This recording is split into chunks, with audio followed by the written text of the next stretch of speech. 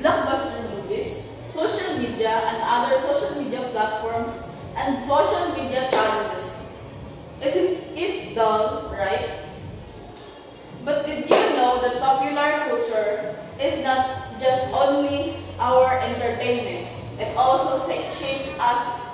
It shapes us the way we think, the way we dress, and even the way we cook.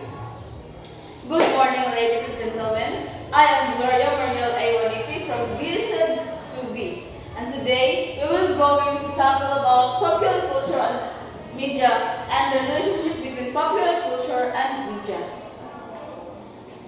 But first, let us read the learning objectives. Identify and differentiate between the different types of media. Integrate the relationship between popular culture and media. Discuss media evolution as the backdrop of popular culture and reflect on the evolving role of the people in the crafting of mass media and popular culture. The first one is media. As we all know, that media is the plural form of medium, and media it encompasses the radio broadcasting, telecommunication, networking, and also television, radios, and other social media platforms. Here are the various forms of media. We have television, films, literature, music, advertising, digital platforms, and social media. Popular culture, a collection of ideas, behaviors, and objects that are popular in society at a given time. So, as Ms. Bongado said, that popular culture are performed and enjoyed by many. It also encompasses the television, radios, and other telecommunication, and also it encompasses the social media as a platform. Popular culture and media, the relationship of popular culture and media.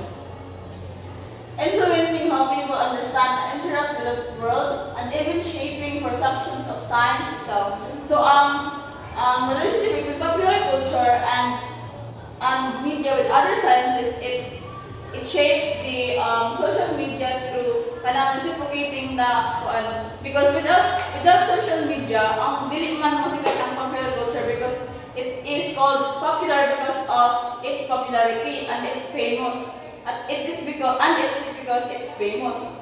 Then it also influences how, as I said kanina, that it also influences how the people think, dress, and even the way we cook. Then the link between media and culture is dynamic and reciprocal. Dynamic meaning it's changing, and reciprocal, as I said kanina, that it is interchanging, which is without popular culture there is media, and also without media there is no popular culture. Brief history and evolution of media. So we have the print revolution, photography and visual media, and radio broadcasting. So the print revolution is developed printing press by Johannes Gutenberg.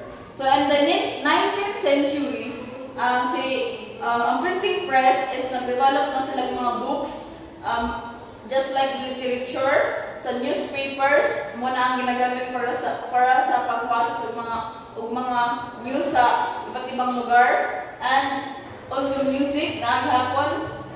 And print revolution pod is diri nagsugod ang mga platforms, which is the social media platforms.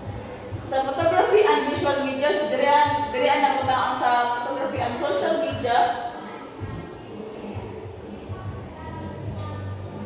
Nakuan ang mga magazines and newspapers. So diri nagsugod ang kuan. Sa una, sa print revolution, ang mga images dira is kuan mga black and white and other kuan. And also there are also newspapers nga wala sila yung mga pictures because ang sa print revolution is only printing lang only by words lang siya. Then pag sugod sa photography and visual media, dili na nahita po ang katong na camera nga black and white. Then manana ang ilahang gamiton for the printing of newspapers and books nga na mga pictures, na mga visuals. But kuan pa lang siya, black and white hapon. Tapos meron siya radio broadcasting, dili na tayo develop ang katong kuan. So ang radio broadcasting dili na develop nahimong popular ang popular culture because na-spread na sila into the entire world, which is ang radio broadcasting, which is gamit sila og telecommunication nga hatag og information around the world. Then we have two types of media: the traditional legacy media or the old media and the new media. So sa old media are also reviewed as 1900s media or legacy media, represents the mass media institutions that were prevalent before the information age.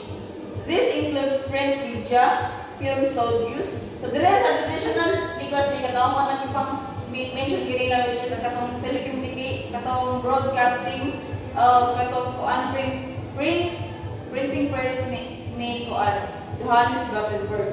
Then old media institutions operated with a centralized structure, where content creation and distribution were controlled by a few entities. They employed one-way communication technologies, meaning that the flow of information was primarily directed from the media institution to the mass audience. So from the radio to the masses lang.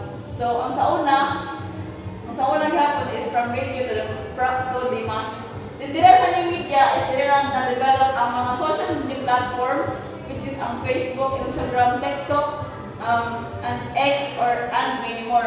So there is a new media is nahimo na popular culture because it is spread and transmitted to the entire world.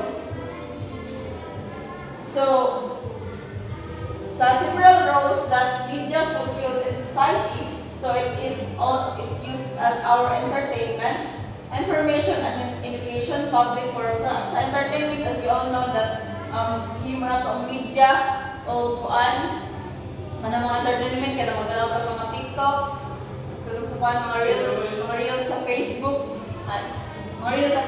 sa Instagram, and also information and education. Also diri gyapon ta magkuan sa media magamit ang mga online platforms like sa mga online classes, sa mga G-class, and sa information is diri gyapon sa kuan sa media, which is spread news into the entire world. So sa public forums this includes the television, radios, newspapers, and other social media platforms. So reminder, the more people are reached by mass communication, the less they communicate with each other. So here is my references, and thank you. I think it's all.